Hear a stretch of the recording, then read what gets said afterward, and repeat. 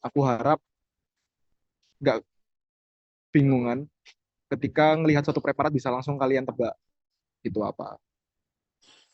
Untuk trematoda yang bentuknya pipi, terus cestoda yang bentuknya pita, dan nematoda yang bentuknya silindris.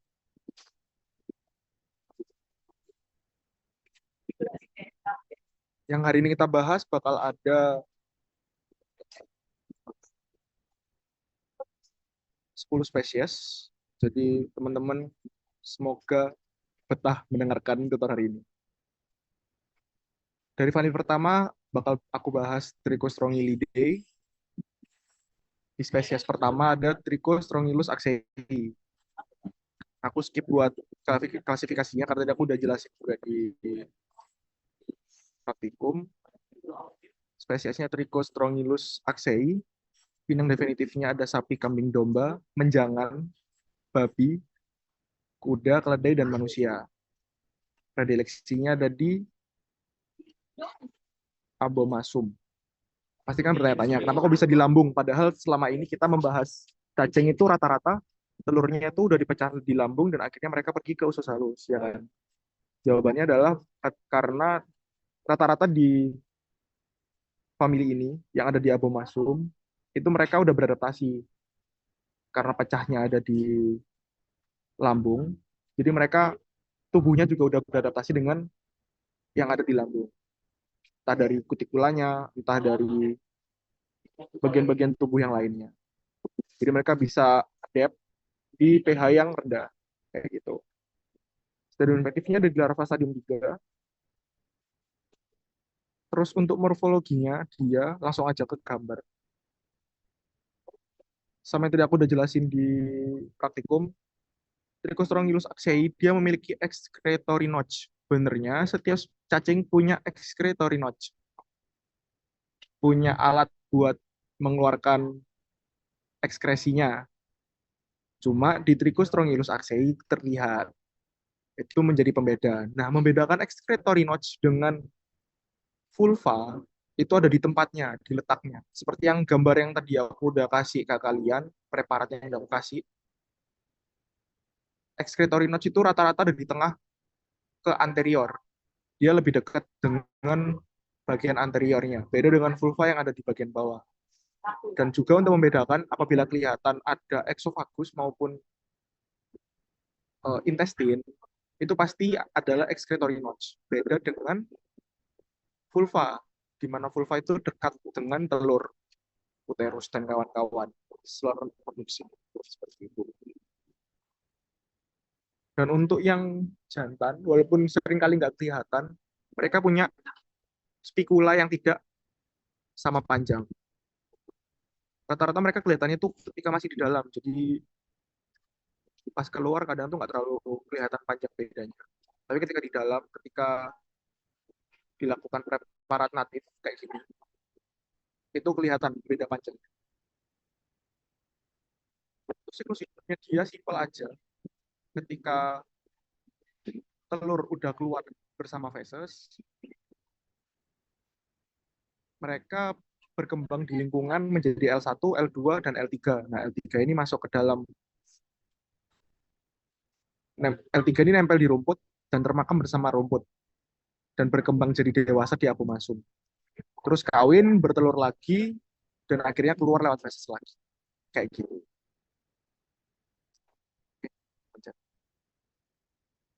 Untuk Trichostrongylus axei, ada yang mau ditanyain nggak, Rek? Untuk yang pembahasan Trichostringolus yang facultatus dan vitrinus dan kawan-kawan itu nggak dibahas ya, Kak? Enggak, untuk praktikum cuma ada axei aja. Oke, Kak, thank you. Yoi.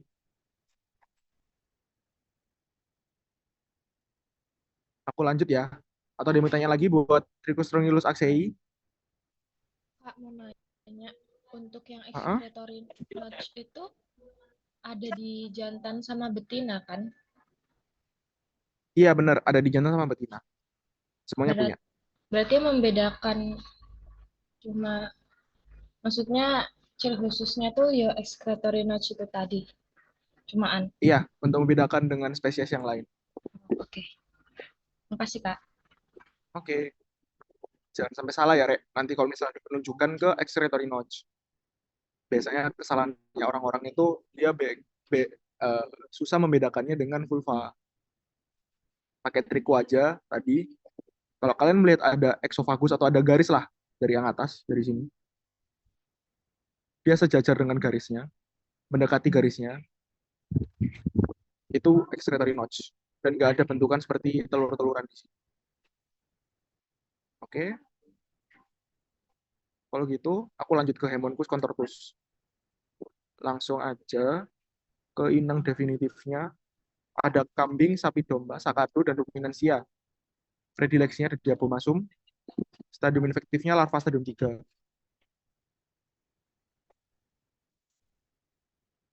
Nah, aku langsung ke ini dulu aja deh, morfologinya dulu. Secara makros, terlihat untuk yang betina membentuk bentukan seperti batu merah putih. Dan yang jantan berwarna merah. Kenapa kok bisa berwarna merah putih untuk yang betina? Putih itu dari si telurnya. Merah itu dari darah yang terhisap ke dalam si cacing tersebut ketika dia menempel di abomasum. Kenapa yang jantan nggak ada putihnya? Karena dia nggak bertelur. Ya gitu aja. Secara mikros, membedakan di anterior, dia memiliki cervical papille. Papil pada lehernya untuk yang jantan. Untuk yang betina nggak terlihat ada papilnya, cuma di posteriornya ada vulva flap atau bentukan menonjol pada vulva. Gunanya vulva flap ini buat apa? Dia untuk mengendalikan pelepasan telur. Jadi ketika telur itu keluar banyaknya telur yang keluar itu dikendalikan oleh vulva flap. Dia nutup buka gitu. Dan untuk cervical cervical papille tujuannya sama kayak papil-papil lainnya, dia untuk alat sensor. Untuk yang jantan, dia juga bakal kelihatan bursa kopulatrika yang membentuk huruf Y. Huruf Y ini literally huruf Y, dia nggak akan membentuk suatu lingkaran. Jadi benar-benar Y. Beda kayak nanti next ada spesies berikutnya. Lalu untuk siklus hidupnya, simpel juga. Telur keluar bersama feses, terus telur pecah di lingkungan menjadi L1, L2, dan L3, terus nempel di rumput, termakan bersama rumput, berkembang jadi dewasa di abomasum, dan bertelur, dan kawin, terus bertelur lagi, dan telurnya keluar lewat, kayak gitu. Gimana? Buat Haemonchus contortus, mereka fun fact sedikit, mereka sering ditemukan di sapi-sapian. Kalau nggak salah, semester lalu pas aku penyakit parasitik, kita bedah saluran pencernaan sapi, itu aku nemu Haemonchus contortus banyak di mukosa-mukosanya abomasum. Gitu. Gimana teman-teman, ada yang mau tanyain? Buat Haemonchus contortus?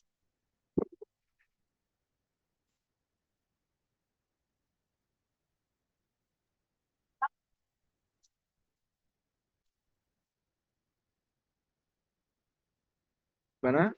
Aman? Kalau gitu aku lanjutin aja ke Mecistosirus digitatus.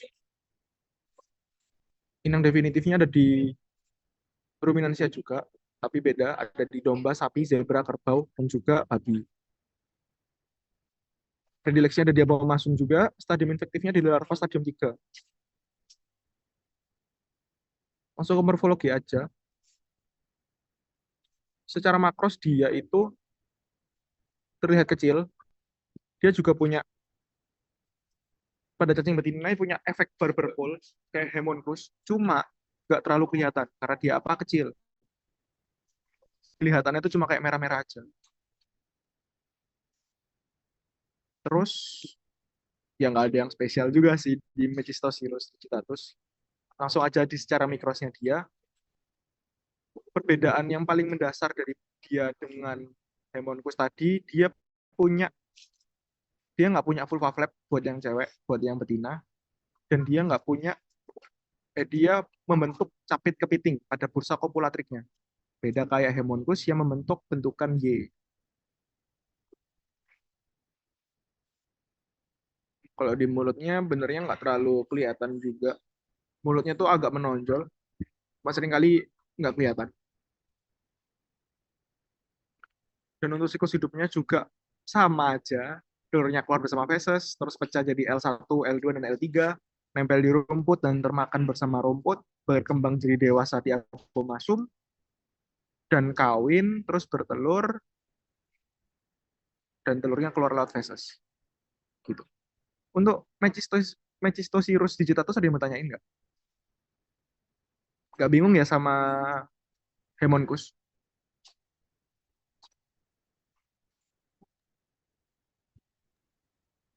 Izin tanya untuk yang Mecistosirus digitatus sama yang Helminthus Coticirus itu yang anterior itu bisa dibedakan nggak Kak? Kalau secara anterior, kalau Bis, yang jantannya, eh, kalau yang hmm? ciri jantannya itu Hemonkus? nggak, kalau yang cervical papilanya itu nggak kelihatan. Kalau ke lebih ke anteriornya lagi bisa dibedakan nggak Kak? Kalau dari anteriornya dia, membedakannya gampang aja. Kalau yang jantan, kalau yang jantannya Hemonkus tadi kan kelihatan ada bentukan cervical papille yang ini. Kalau yang si Mecistosirus dia nggak ada yang spesial di anteriornya dia, cuma bisa dibedakan di posteriornya aja.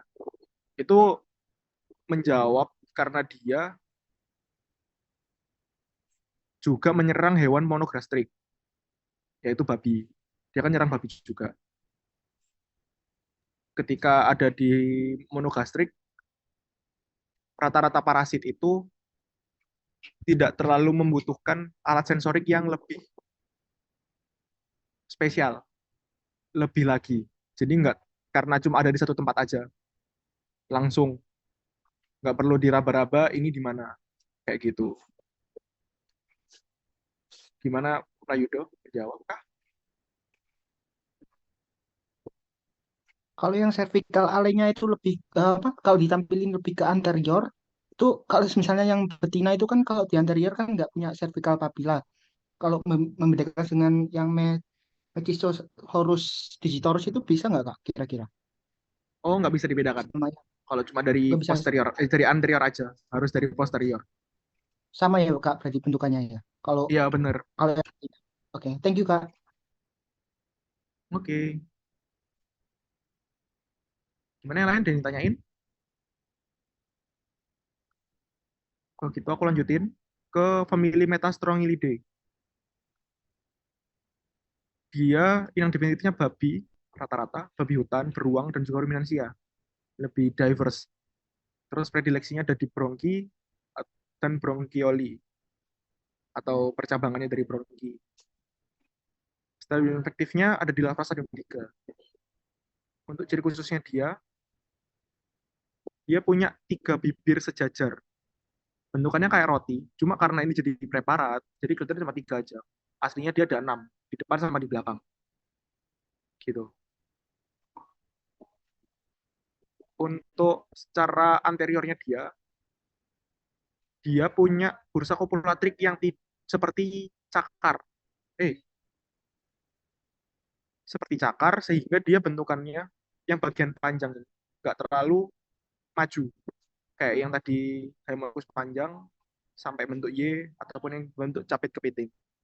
Dia cuma sekedar kayak cakar aja. Untuk yang betina dia punya vulva yang tajam.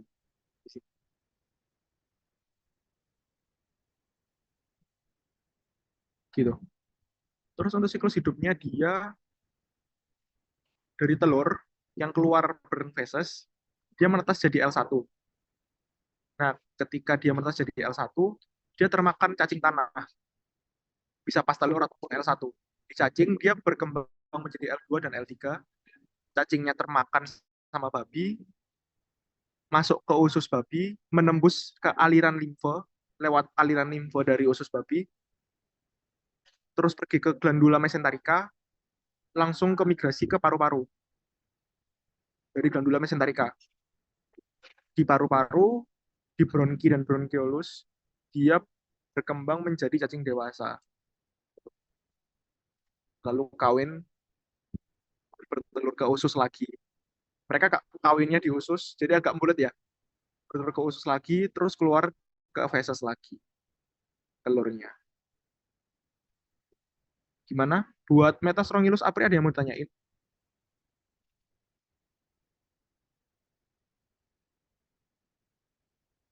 Ini agak bulat ya buat siklus hidupnya. Cuma intinya dia itu adalah dia keluar, dimakan cacing tanah, berkembang jadi L3, masuk lagi, cacing tanahnya kemakan sama babi, pergi ke usus babi. L3-nya, larvanya, terus dia menembus, dia masuk ke aliran limfe, pembuluh limfe, pergi ke glandula mesenterica, dan akhirnya migrasi ke paru-paru. Di sini dia jadi dewasa, dan ketika mereka pengen kawin, dia pergi ke usus. Dia bertelur di usus, dan akhirnya keluar ke feses. Kenapa aku pergi ke usus? Karena di usus suhunya lebih bagus untuk melakukan perkawinan maupun bertelur. Sehingga telurnya bisa terjaga. Kayak gitu. Gimana teman-teman? Dia mau tanyain buat Metasrongylus apri. Buat pembedanya gampang sih menurutku. Untuk dibedakan dengan yang lain.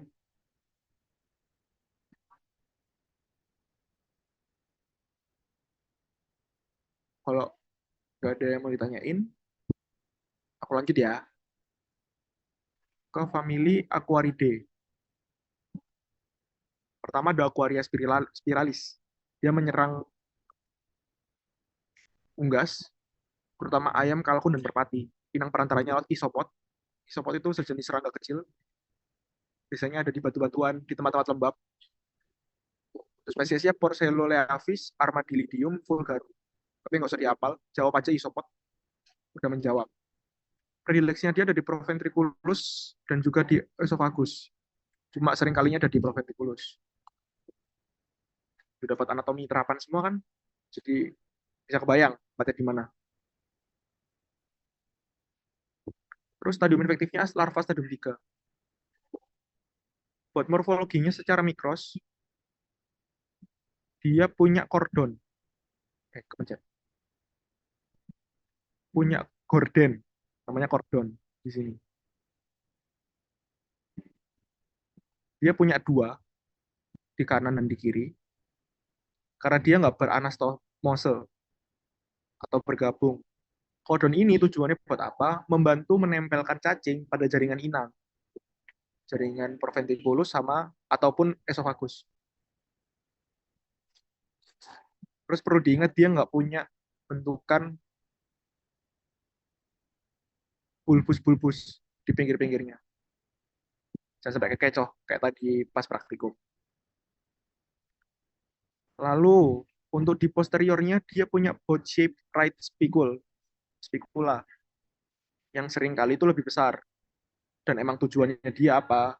Spikulanya dia yang membentuk seperti kapal. Mana ya ini? Ya, maksa banget sih benernya kayak kapal itu.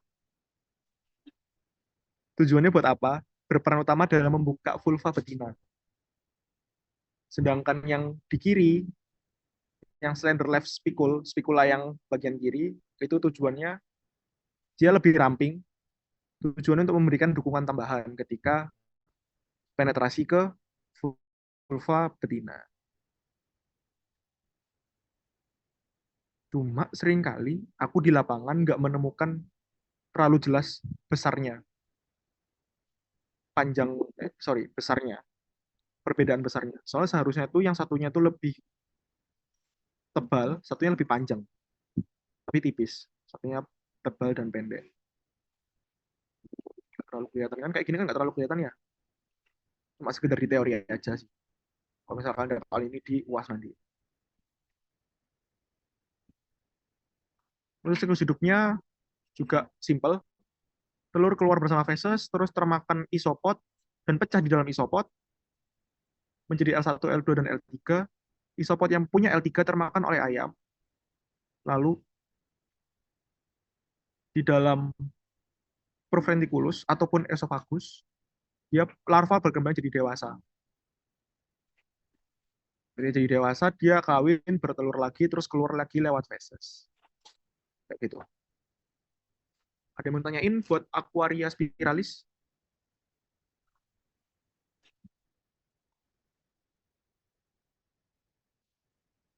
Aman ya, Rek? Atau ada yang dibingungin?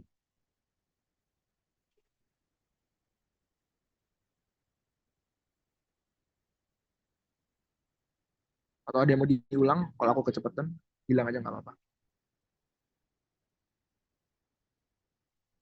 Oke, kalau gitu, kalau nggak ada yang ditanyain, aku lanjut ke Thelazidae. Nama spesies Thelazia rhodesi, inang definitifnya ada di sapi, kambing, domba, dan juga kerbau. Inang perantaranya lalat, terutama di genus Musca. Predileksinya ada di Saccus conjunctivita sama Ductus lacrimalis. Mungkin bisa diingat-ingat lagi histonya.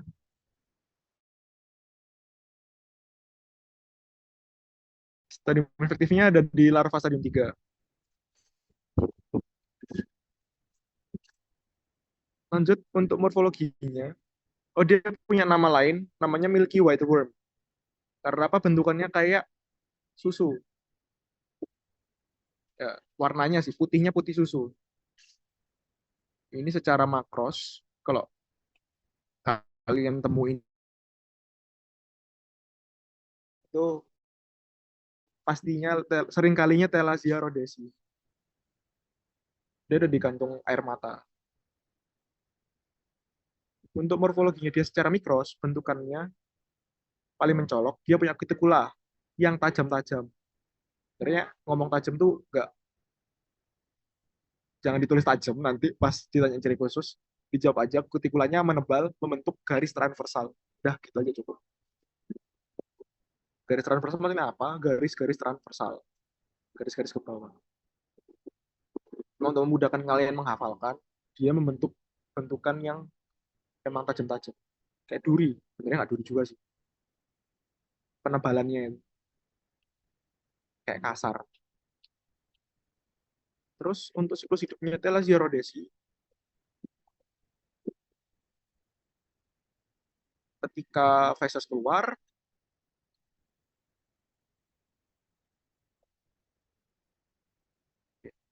aku ulang lagi, untuk Thelazia rhodesi, siklus hidupnya mungkin agak berbeda dengan yang lain, karena dia ada di mata. Jadi, lacrimalis mata yang bersekresi memiliki L1. Oke. Kemudian lalat itu hinggap di mata penderita.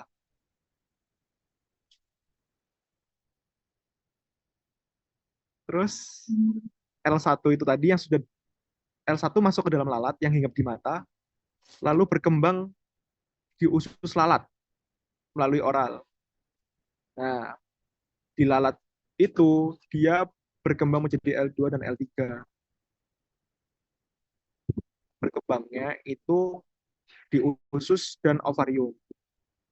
Terus langsung ke mulutnya, ketika dia L3 pergi ke mulut, ke bagian saliva, kelenjar salivanya dia, terus akhirnya menginfeksi sapi lainnya. Jadi dia direct, kayak gitu. Berkembang biaknya ada di dalam si mata penderita, mata host.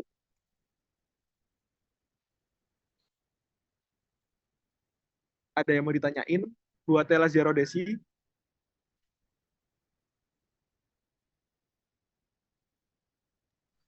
Kak, mau nanya.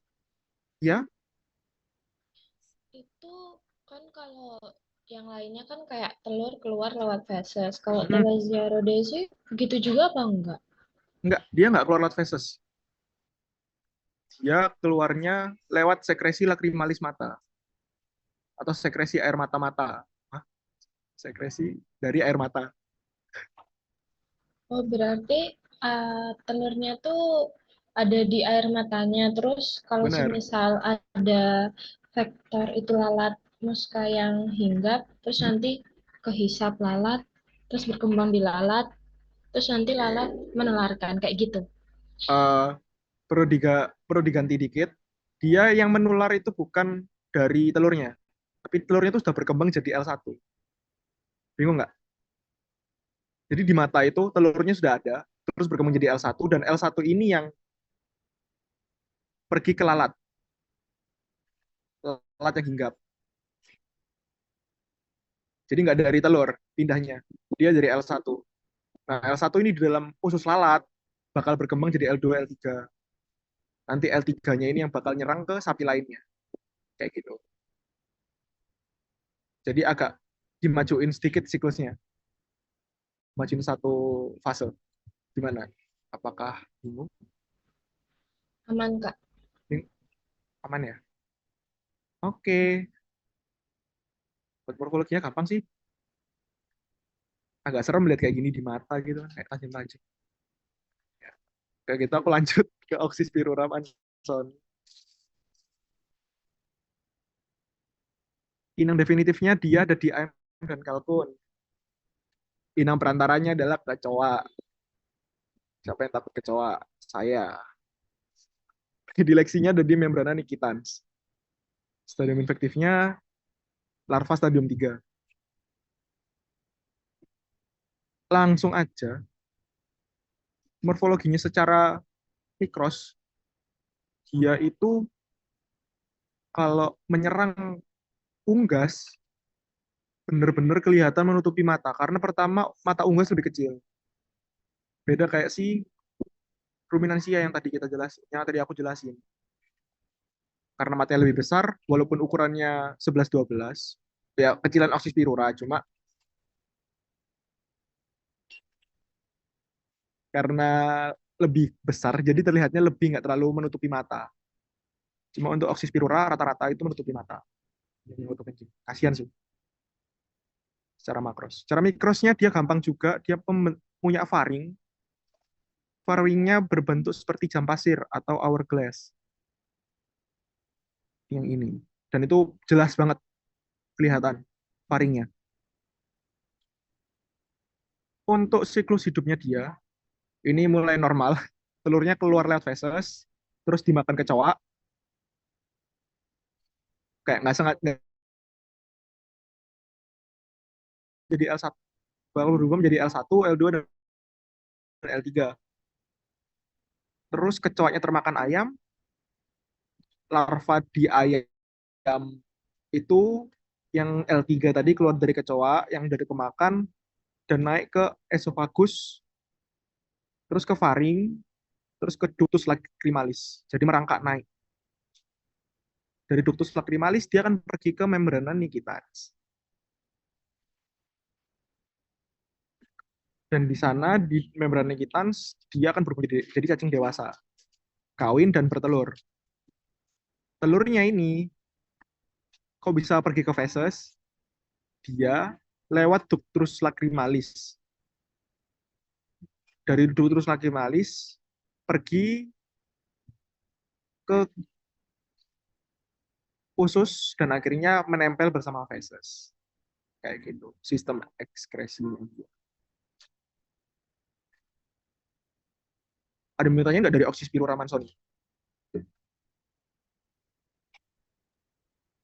Kak, izin tanya untuk boleh di Hah? ya izin untuk mengulang yang itu Kak, yang habis dari feses hingga ke membran nikitan yang Oke, menjadi oke. dewasa. Itu prosesnya gimana?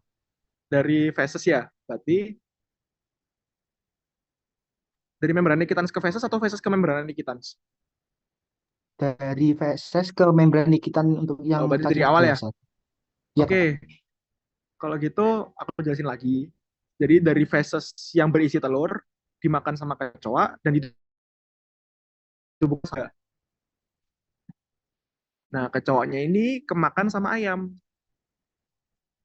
Ketika makan dicerna di lambung si kecoanya. Dari situ L3 yang tadi ada dalam kecoa itu keluar dan naik ke esofagus.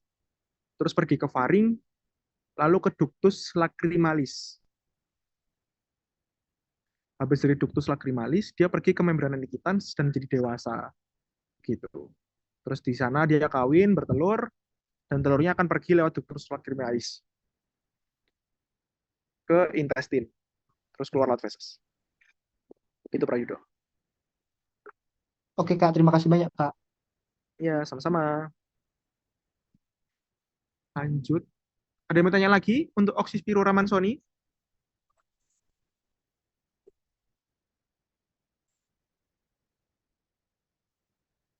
Lanjut kalau gitu, aku ke Gongilonema ingluvicola.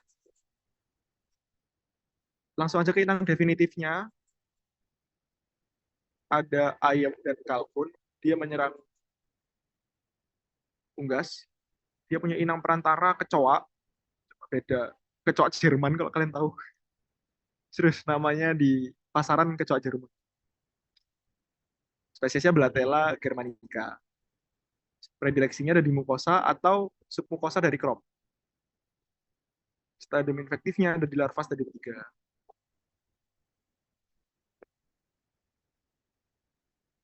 Buat morfologinya dia secara mikros, kalau aku bisa bilang dia kayak pare.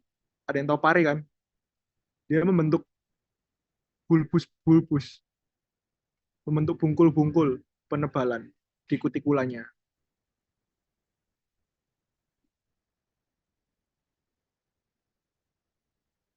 Nah, ini ada hubungannya sama tempatnya dia, predileksi, di crop. Tujuannya untuk dia nggak cepat hancur di dalam crop. Udah tahu kan tujuannya crop itu apa di ayam, dan bentukannya seperti apa, isinya apa. Itu agar nggak cepat hancur si cacingnya, nggak cepat hancur, nggak hancur.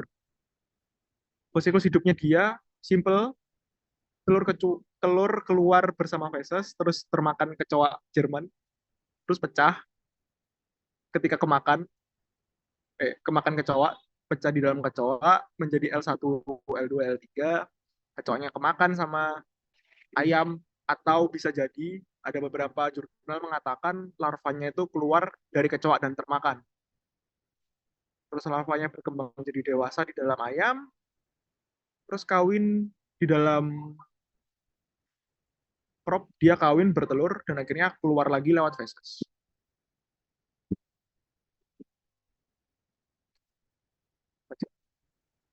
Mana ada yang mau ditanyain buat Gongilonema ingluvicola sebelum ke family berikutnya? Kan ya, siklus hidupnya nggak ribet sih. Dan ciri khususnya juga gampang. Kayak pari.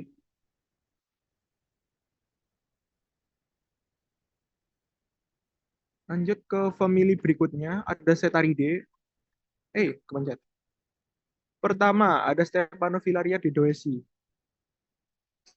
Inang definitifnya di sapi, inang perantara di lalat, genusnya itu ada Musca, Sipoma, sama Sarcophaga, predileksinya ada di kulit, stadium infektifnya ada di larva stadium 3. Untuk morfologinya dia punya oral apertura yang dikelilingi oleh protruding cuticular rim.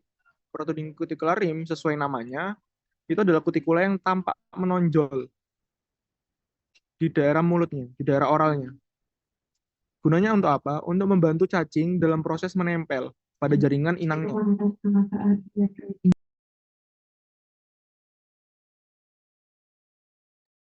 Sorry, rame. Atau bisa menjadi perlindungan dari kondisi lingkungan yang di luar tubuh inang, kayak di lalat-lalat tadi. Gitu. Benernya nggak terlalu kelihatan sih. Ini ada penebalan di sini. Dia juga menonjol kan, kayak memisah, kayak gitu.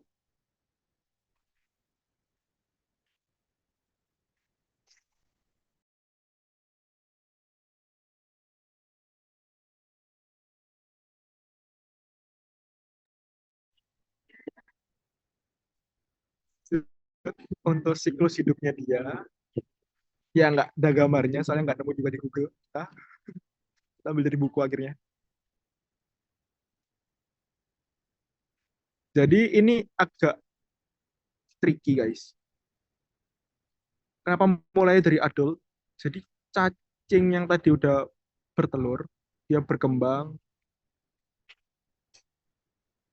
Dia nggak menghasilkan telur. Untuk Stephanophyllaria, aku koreksi, maaf. Dia menghasilkan namanya microfilaria.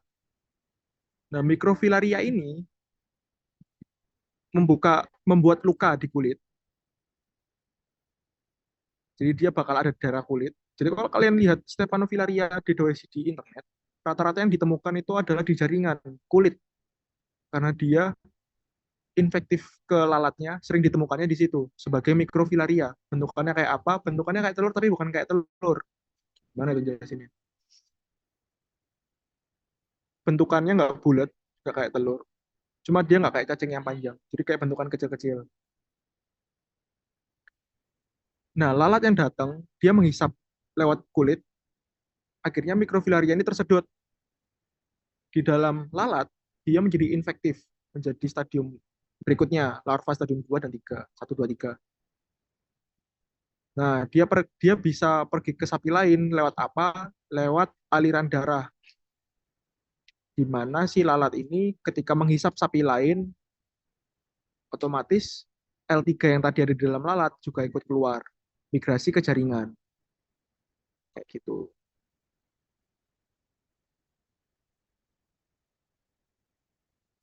Nah, di kulit tadi, di jaringan kulit, cacing L3, larva L3 bakal berkembang jadi cacing dewasa dan menghasilkan mikrofilaria lain. Seperti itu, teman-teman. Ada yang menanyakan buat Stephanofilaria dedoesi?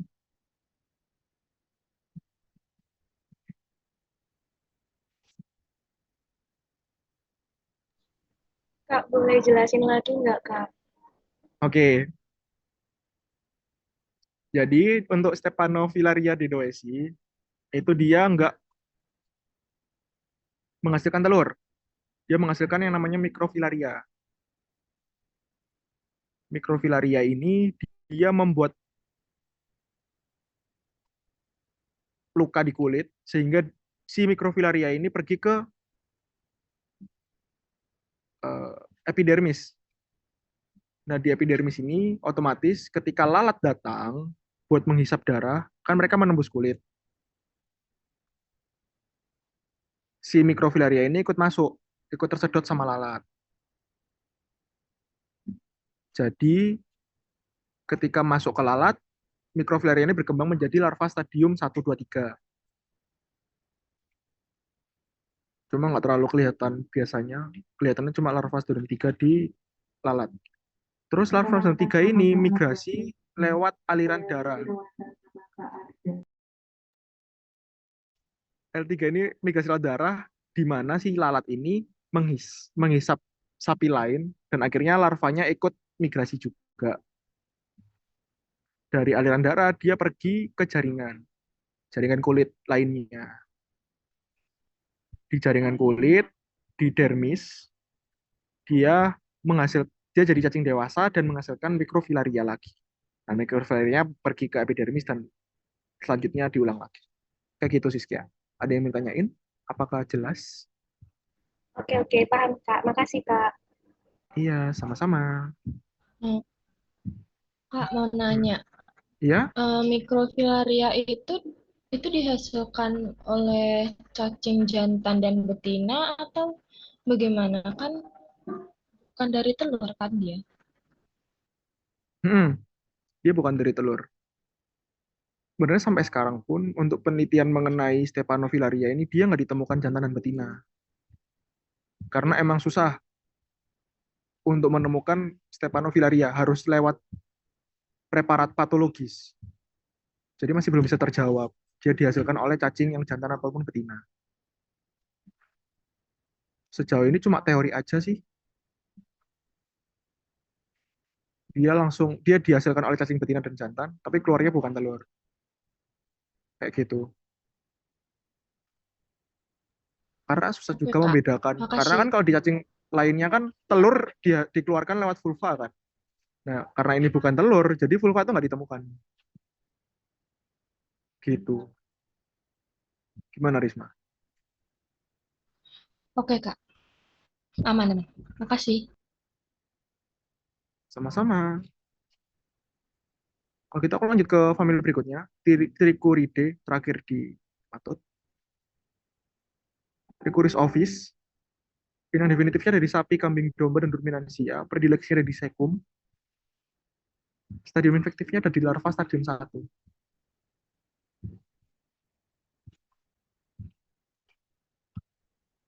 Nah, untuk morfologinya dia, semuanya membentuk bentukan seperti cambuk. Oke, di mana dia punya anterior yang tipis dan posterior yang tebal. Dua-duanya sama aja, female dan male. Bedanya apa? Pasti yang jantan, yang betina lebih besar. Tapi untuk yang jantan, dia membuat posteriornya, bagian yang besarnya dia tuh melingkar. Dan dia punya spikula di dalamnya.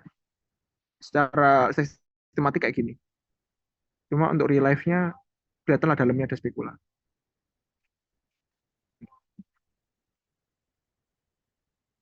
Beda itu aja sih untuk trichorus ovis. Bedain jantan betinanya, dia melingkar apa enggak. Dan untuk secara umumnya, dia membentuk seperti cambuk. Yang anterior, jangan sampai kebalik. Yang anterior itu yang tipis, yang posterior itu yang tebal. Oke, lanjut ke siklus hidupnya dia. Ya mungkin di gambar kelihatannya serem. Cuma aku persimpel aja. Telurnya keluar bersama feses dan matang sampai berisi L1.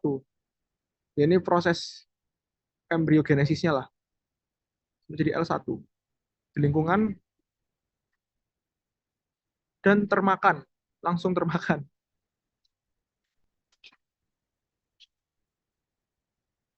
Dan sampai ke usus halus, itu plak telurnya pecah dan L1 keluar. L1-nya pindah ke sekum dan berkembang menjadi L2, L3 dan dewasa. Terus kawin, bertelur, dan keluar lagi lewat feses. Simpel sih, cuma digambar kelihatan rumit aja. Gimana dia tanyain? Kak, mau make sure dia itu yang infektif larva stadium 1 atau telur berisi larva stadium 1? Dia telur berisi larva stadium 1. Oh, oke. Cuma kalau kalian jawabnya larva stadium 1 aja juga benar kok, nggak masalah. Oh, oke, Kak. Gitu.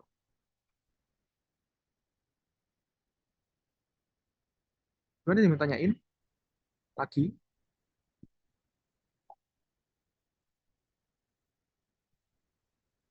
Kalau kita lanjut ke berikutnya.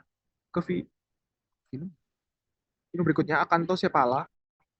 Dia beda kayak yang sebelum-sebelumnya yang kalian udah dapetin. Dia disebut sebagai cacing kepala berduri. Acanthosepala itu sebagai ciri khususnya dia. Di mana tubuhnya terdiri dari dua bagian utama, yaitu presoma sama metasoma. Presoma ini punya proboscis yang bisa ditarik dan dibalikin lagi. Tujuannya buat apa? Dia untuk melekat pada inang. Karena dia dipersenjatai dengan deretan kait belengkung. Untuk metasoma itu berisi organ-organ yang lainnya, kayak reproduksi, ekskretori, dan sistem saraf. Dia nggak punya saluran pencernaan. Jadi makanannya masuk lewat absorpsi dari kulitnya.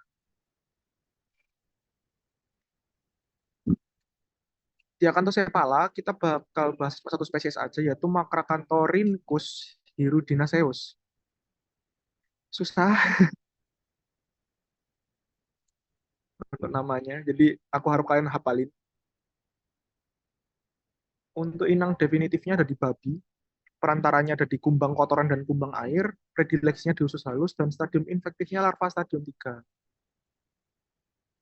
Langsung aja ke gambarnya. Kalau aku dulu ngafalinnya karena dia namanya Macracanthor, ada thorn, jadi dia punya sesuatu yang tajam di depan, yaitu proboscis rektraktil, proboscis yang bisa keluar masuk, dan dia berduri proboscisnya.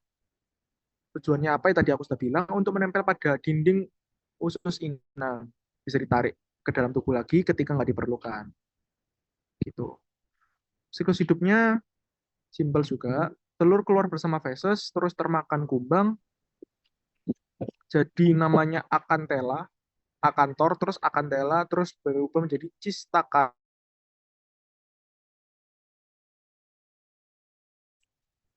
Dan berkembang ketika masuk ke dalam tubuh inang definitif, dia berkembang jadi dewasa di usus halus. Terus akhirnya kawin, bertelur, dan keluar lagi lewat feses. Kayak gitu. Oke, kalau gitu ada yang mau tanyain nggak buat makra kantor Rinkus di Rudinaseus?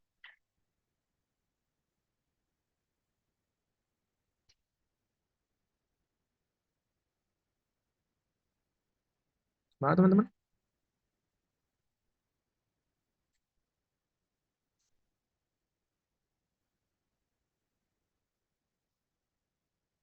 Kalau nggak ada yang ditanyakan,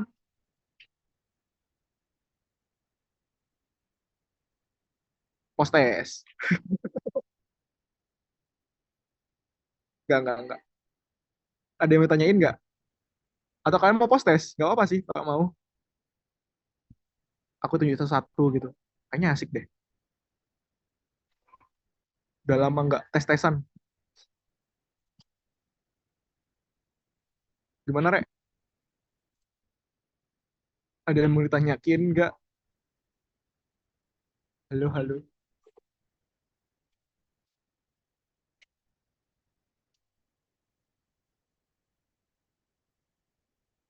Kalau nggak ada yang jawab, aku post-test beneran loh ini. Halo, Rek. Nggak ada yang jawab beneran, sih.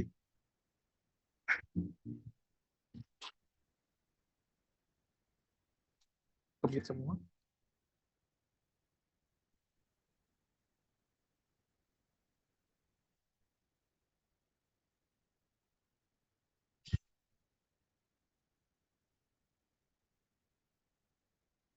Rek, halo. A2. Kalian masih di sini nggak? Iya, Masih Kak. masih. Iya. Ada yang mau tanyain nggak?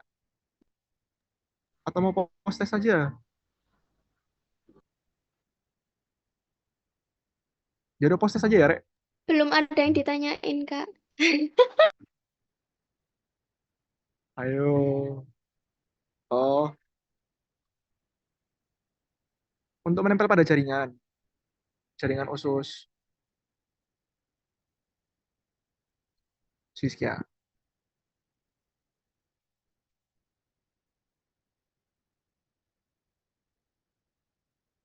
Oke. Sama-sama. Besar. Kak, mau tanya. Iya. Buat bentukan Metastrongylus apri itu, spikulanya itu selalu terbuka atau enggak ya, Kak? Oh, nggak selalu dong. Oh, berarti bisa kayak menguncup gitu, Kak. Iya. Sama kayak, benernya sama kayak spikula lainnya sih. Jauh banget. Spikula itu nggak selalu keluar. Keluar kalau pas dibutuhkan aja. Oke. Gitu. Oke, Kak, makasih.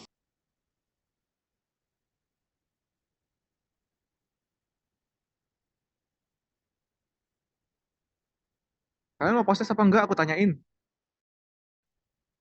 Kalau nggak ada yang Gak jawab, aku mau, post-test. gak mau. Boleh. Apa? Boleh. Latihan Oh, aja, aja, latihan Oh, aja. no. Ya, aja. masa, Kak. Latihan Latihan aja. aja. Ya.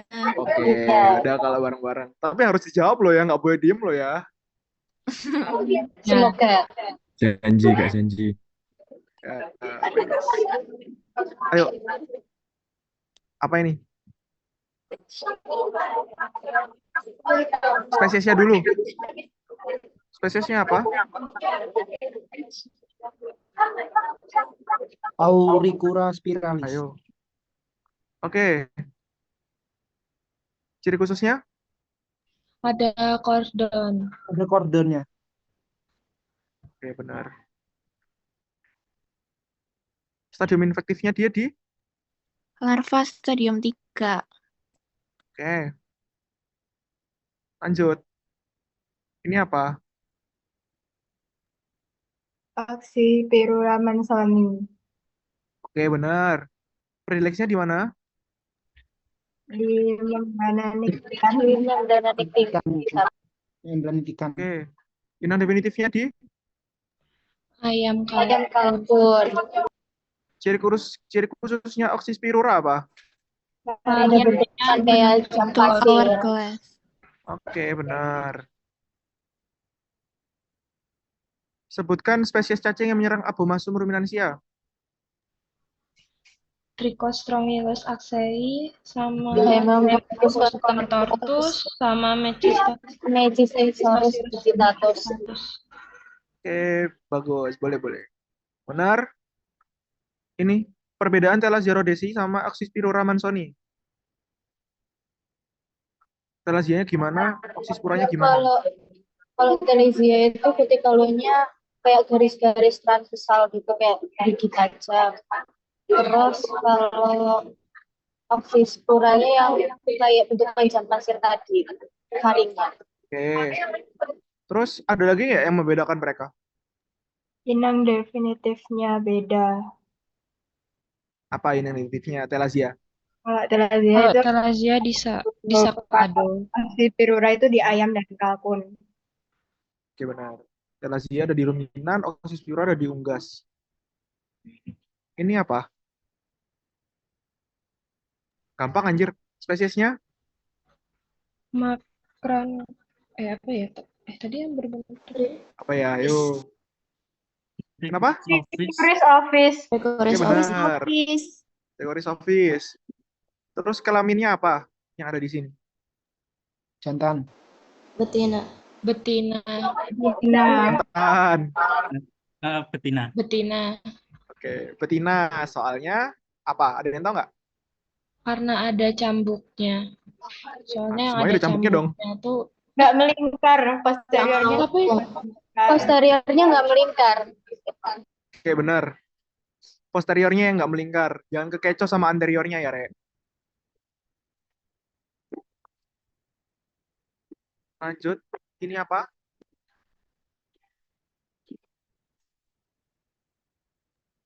Jangan genus dulu deh. Gongilonema. Gongilonema Gongilonema inguicola. Oke, benar. Gampang sih. Predileksinya di? Mucosa sama atau submucosa crop. Oke, benar.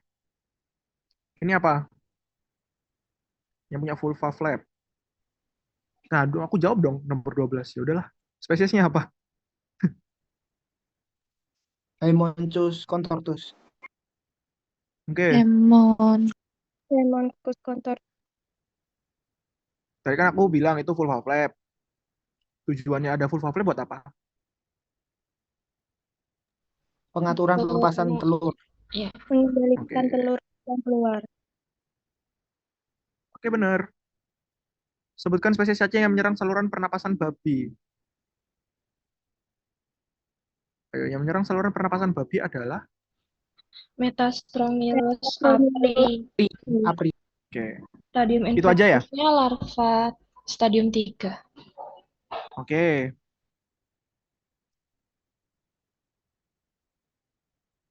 Langsung aja ke spesies cacing yang menyerang kulit sapi. Sama stadium infeksinya apa? Stephanophyllaria geodesi. Stephanophyllaria geodesi. Stadium Stadiumnya stadium 3. Benar. Terus ini adalah?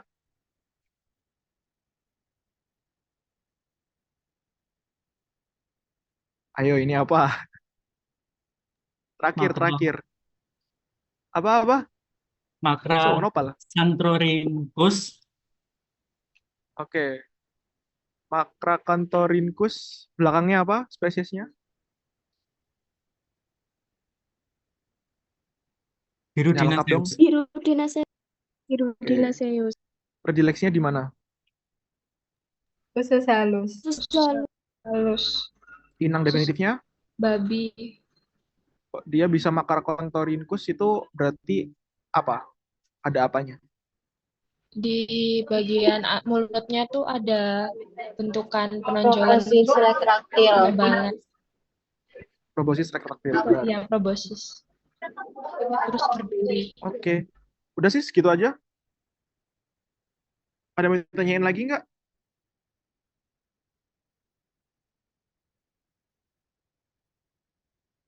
Aman ya? Uprak 100 sih harusnya. Supaya nggak 100. Aman sih. Amin.